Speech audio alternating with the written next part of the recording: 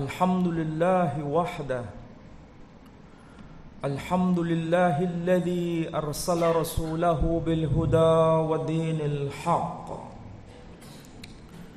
liyudhhirahu 'alad dini kullih wa kafaa billahi shahida. Ashhadu an la ilaha illallah wahdahu la syarika lah wa ashhadu anna Muhammadan 'abduhu wa rasuluh la nabiyya ba'da.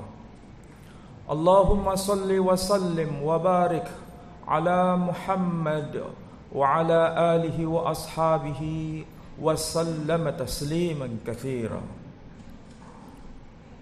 Fa ya ayyuhal hadirun usikum wa nafsi bi taqwallah faqad fazal muttaqun.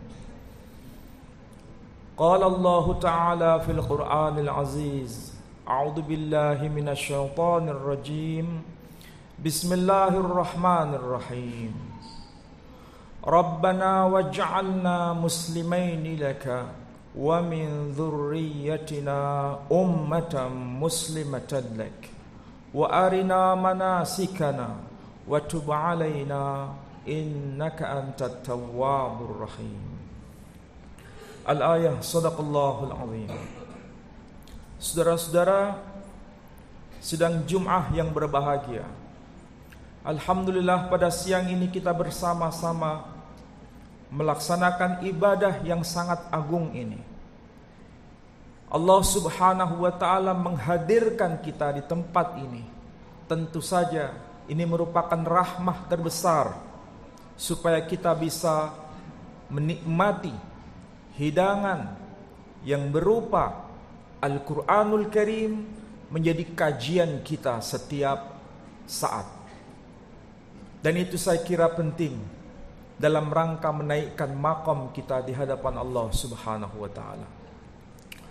Saudara-saudara sekalian, Allah subhanahu wa ta'ala menakdirkan kita sebagai manusia pasti ada tujuan. Allah subhanahu wa ta'ala menakdirkan kita di muka bumi ini pasti dan memang pasti ada tujuan penting. Itulah sebabnya sebelum penciptaan manusia dimulai, Allah subhanahu wa ta'ala bersama-sama para malaikatnya untuk dalam tanda kutip berbincang-bincang mengenai apa yang akan diciptakan setelah mereka. Allah subhanahu wa ta'ala berfirman di dalam Al-Quran di hadapan para malaikat, inni ja'ilun fil ard khalifah. Sesungguhnya aku akan menciptakan seorang khalifah. Ungkapan ini sebenarnya mengandung makna yang sangat-sangat dalam. Allah secara tegas mengumumkan di hadapan hambanya yang paling mulia, yakni para malaikat. Dan tentu saja ini penting untuk menjadi renungan kita. Mengapa Allah subhanahu wa ta'ala menciptakan makhluk justru harus berbincang dulu kepada malaikat sebagai hamba-hamba yang paling mulia. Dan di hadapan para malaikat itu Allah berkata dengan ungkapan penting, khalifah, inni ja'ilun fil ardi khalifah. Aku akan menciptakan seorang khalifah di muka bumi. Ayat ini menegaskan kepada kita bahwa seorang khalifah yang dimaksud itu bukan pengganti dari malaikat itu sendiri. Tapi yang dimaksud khalifah itu adalah pengganti dari Allah subhanahu wa ta'ala. Tentu saja ini menjadi menarik untuk dibicarakan. Kenapa Allah ingin menciptakan penggantinya justru di muka bumi ini? Kita tahu Allah subhanahu wa ta'ala adalah Al-Khaliq, pencipta jagat semesta ini. Sehingga kita berkata alhamdulillahi rabbil alamin.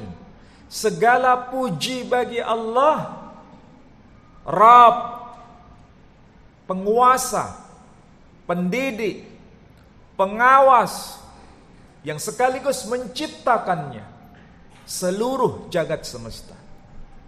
Dan ungkapan itu senantiasa kita lantunkan di dalam solat kita.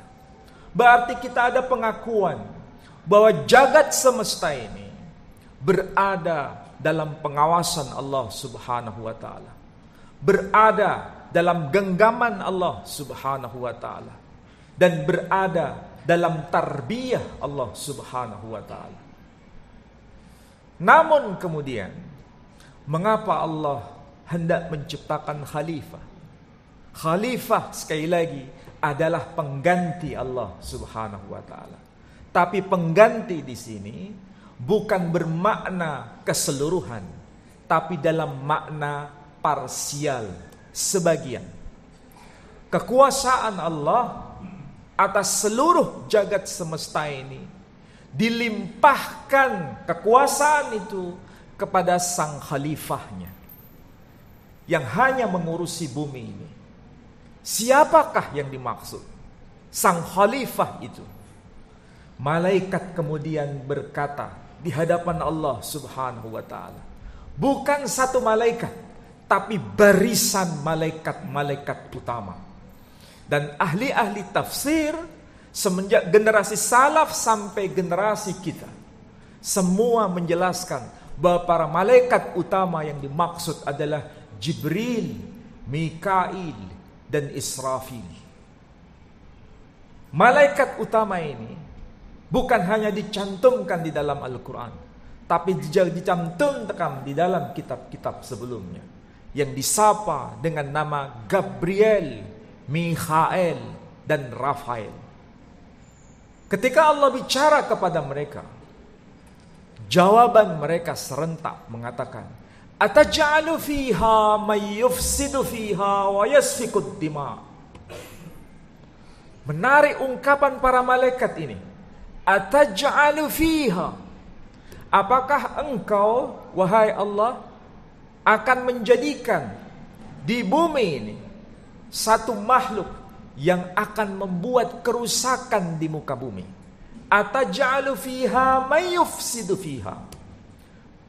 Bukan hanya itu, bahkan ditegaskan,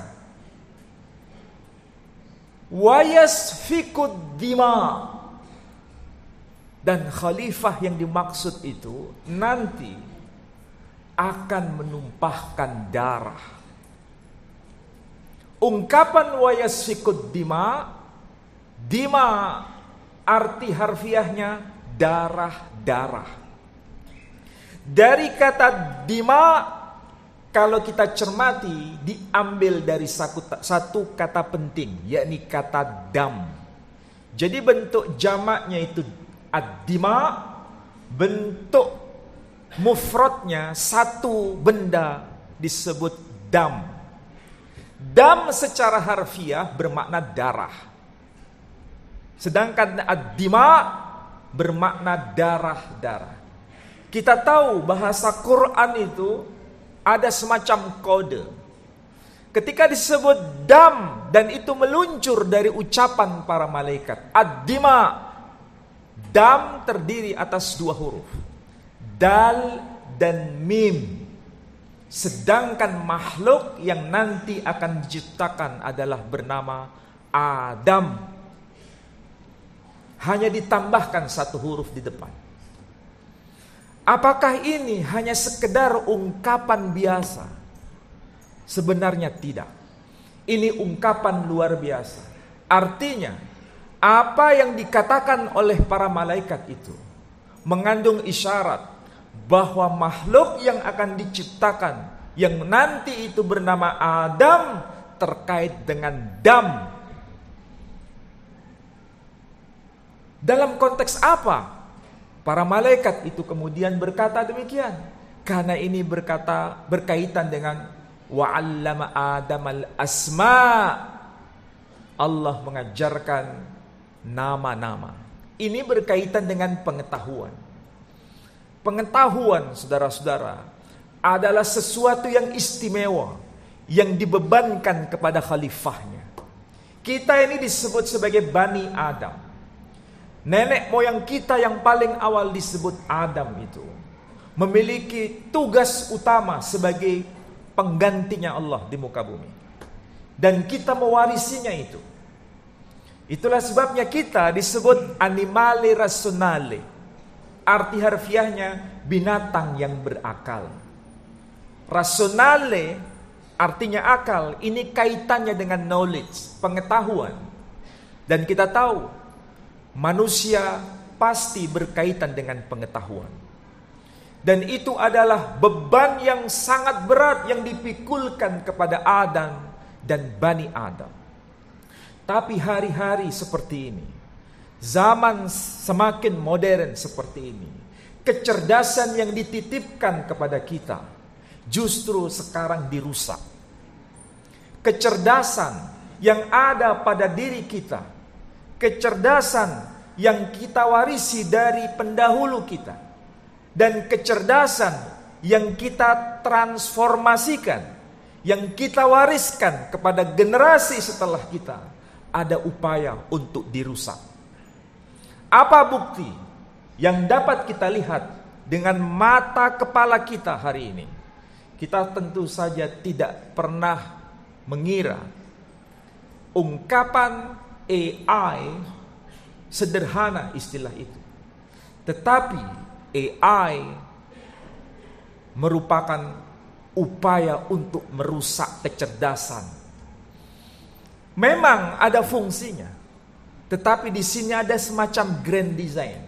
Kita dibantu dengan AI membuat makalah cukup dengan sekian jam, bahkan tidak sampai 1 jam, kita membuat makalah bisa selesai. Kita membuat buku tidak perlu lama. Kita membuat apapun tidak perlu lama. Jadi kecerdasan kita sudah digantikan dengan kecerdasan AI. Tetapi kalau kita tidak bijak menggunakan AI, maka kita justru dikontrol dengan AI dan dimanipulasi dengan AI. Sehingga tidak salah sekarang mahasiswa kita, anak-anak didik kita, ketika kita perintahkan untuk membuat sesuatu yang sifatnya kecerdasan berupa laporan, membuat PowerPoint misalnya, semua diserahkan pada AI dan dia tidak mau berpikir. Seharusnya kita harus mengarahkannya dan membimbingnya. Bukan hanya diterima taken for granted laporan dari siswa atau laporan dari mahasiswa kita terima tanpa kritik. Kita harus lakukan verifikasi itu. Sehingga kita bisa tanya kepada mereka, adakah kekuatan, nalar yang kita bisa buktikan melalui tugas-tugas itu. Jangan sampai kita percaya begitu saja, kemudian kita langsung beri nilai. Karena itu tidak membuat mereka semakin cerdas, tapi justru membuat otak mereka semakin tumpul. Ini pesan yang sangat penting untuk anak didik kita. Karena kita sekarang berada dalam ruang elit global. Kuasa ruang elit global. Dunia sekarang sudah dilipat. Dunia sekarang berada dalam satu kontrol. Dan kita sulit untuk keluar dari itu. Maka manfaatkan kecerdasan ini secara bijak. Dan jangan kita terbuai, bahkan dikontrol oleh pengetahuan yang dimanipulasi itu. Aqulu qouli hadza wa astaghfiruh innahu wal ghafurur rahim. Alhamdulillahi rabbil alamin. Ashhadu an la ilaha illallah wahdahu la syarika lah wa ashhadu anna Muhammadan abduhu wa rasuluh la nabiyya ba'da. Allahumma salli wa sallim wa barik ala habibina Muhammad wa ala alihi wa ashabihi wa sallama tasliman katsira. Fa ya ayyuhal hadirun usikum wa nafsi bitaqwallah faqad fazal muttaqun. Saudara-saudara, pada khutbah saya yang kedua ini saya berikan contoh konkret.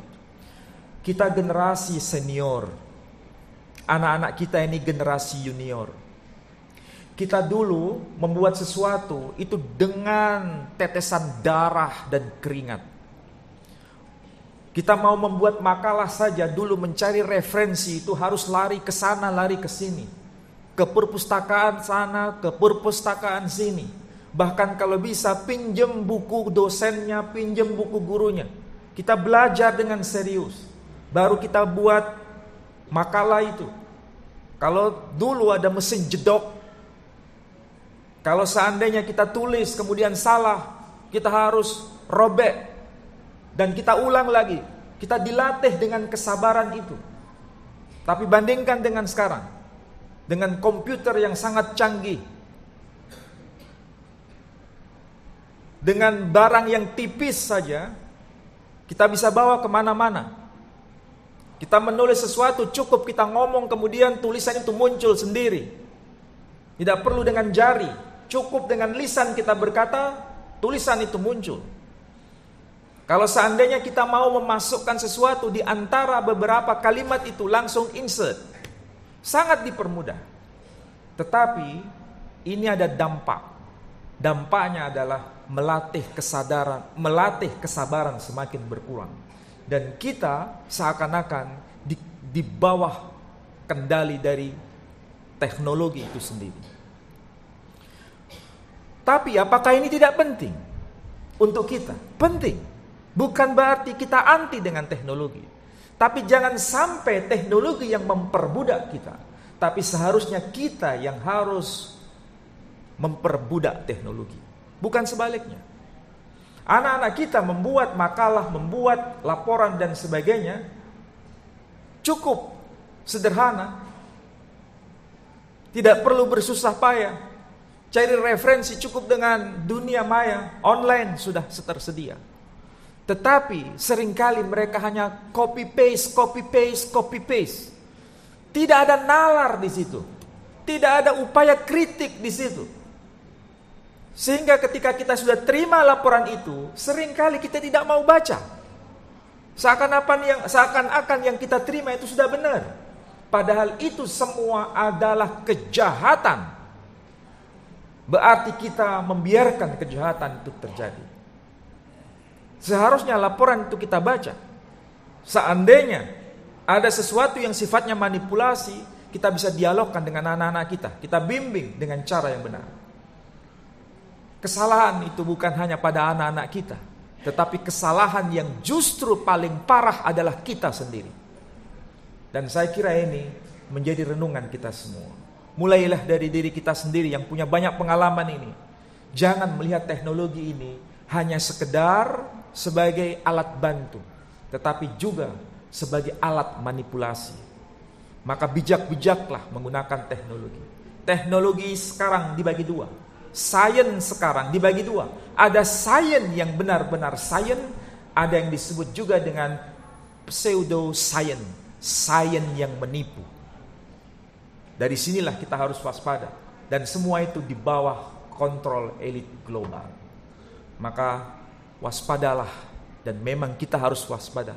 Zaman semakin rusak, maka jangan sampai kita juga ikut-ikutan rusak. Mudah-mudahan apa yang saya sampaikan ini bermanfaat bagi saudara-saudara sekalian. Dan mudah-mudahan generasi kita menjadi generasi yang unggul, generasi yang benar-benar islami, dan generasi yang menjadi harapan kita semua. Mari kita berdoa kepada Allah Subhanahu wa taala. Allahumma salli ala Muhammad wa ala alihi wa ashabihi wa sallam walhamdulillahi rabbil alamin. Allahumma ighfir lana dhunubana wa kaffir 'anna sayyi'atina wa tawaffana ma'al abrar ya aziz ya ghaffar ya rabbal alamin. Allahumma ya Allah, jadikanlah kami hamba-hambamu yang senantiasa tunduk kepada ketetapan-Mu. Ya Allah, jadikanlah Al-Quran sebagai panduan hidup kami. Mudahkanlah ya Allah, mudahkanlah ya Allah bagi kami untuk menuntun anak-anak kami. Jadikan mereka sebagai generasi penerus kami yang islami dan sekaligus menjadi panduan untuk keislaman di masa depan. Ya Allah, jadikanlah anak-anak kami yang salih dan salihah. Jadikanlah keluarga kami yang sakinah, mawaddah, warahmah. Dan hanya kepadamu kami mohon dan memberikan apapun hanya untuk Engkau. Rabbana atina fid dunya hasanah wa fil akhirati hasanah wa qina adzabannar. Wassallallahu ala habibina Muhammad wa ala alihi wa ashabihi wa sallam. Walhamdulillahi rabbil alamin. Ibadallah, innallaha ya'murukum bil adli wal ihsan wa ita'il dzil qurba wa yanha 'anil fahsya'i wal munkari wal baghi ya'idukum la'allakum tadhakkarun wa la dzikrullahi akbar. Aqimussalam.